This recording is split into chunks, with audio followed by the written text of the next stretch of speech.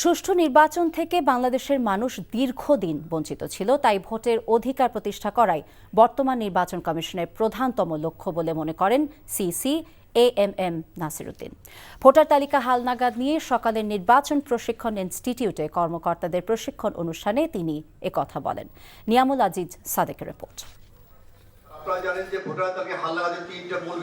বাংলাদেশের বিগত 3টি বিতর্কিত জাতীয় নির্বাচন নিয়ে সিইসি এবং কমিশনাররা আনুষ্ঠানিকভাবে বক্তব্য রাখলেন কর্মকর্তাদের প্রশিক্ষণ অনুষ্ঠানে। সেখানে প্রধান নির্বাচন কমিশনার বলেন, দীর্ঘ 15 বছরে মানুষ তাদের ভোটাধিকার থেকে বঞ্চিত ছিল। আস্থার পরিবেশ ফিরিয়ে এনে এই অধিকার ফিরিয়ে আনাই মূল লক্ষ্য বর্তমান কমিশনের। আমাদের লক্ষ্য হচ্ছে, আমাদের কমিটমেন্ট হচ্ছে, জাতির প্রতি প্রতিশ্রুতি হচ্ছে একটা free, fair and credible election জাতিকে উপহার দেওয়া, যেটা একদিন জাতি বঞ্চিত হয়েছে। তা আমাদের 18 কোটি মানুষ বঞ্চিত, মানুষ কোথায় যাবে? ওরা তো বঞ্চিত, ভোটের অধিকার থেকে বঞ্চিত 18 কোটি মানুষ।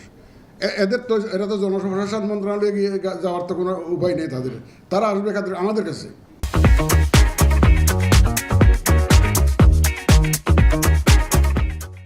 নির্বাচন কমিশনার বেগম তাহমিদা বলেন, সরকারের ইচ্ছের কারণেই নির্বাচনে মানুষের আশা আকাঙ্ক্ষার প্রতিফলন এতদিন ঘটেনি।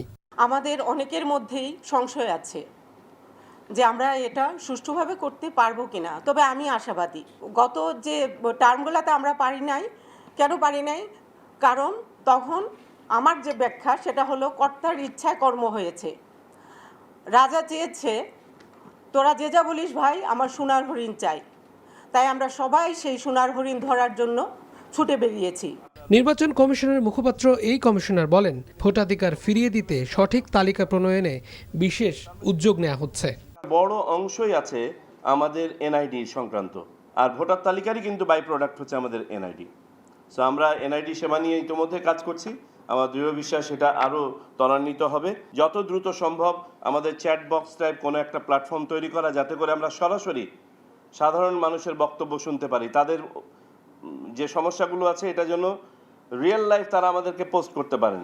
সারা দেশের 1800 কর্মকর্তাদের ভোটার তালিকা প্রণয়নের লক্ষ্যে প্রশিক্ষণ দেওয়া হচ্ছে। পরে তারাই 70,000 মাঠ কর্মীদের প্রশিক্ষণ দেবেন। Niamul Aziz Sadek, NTV news, Dhaka.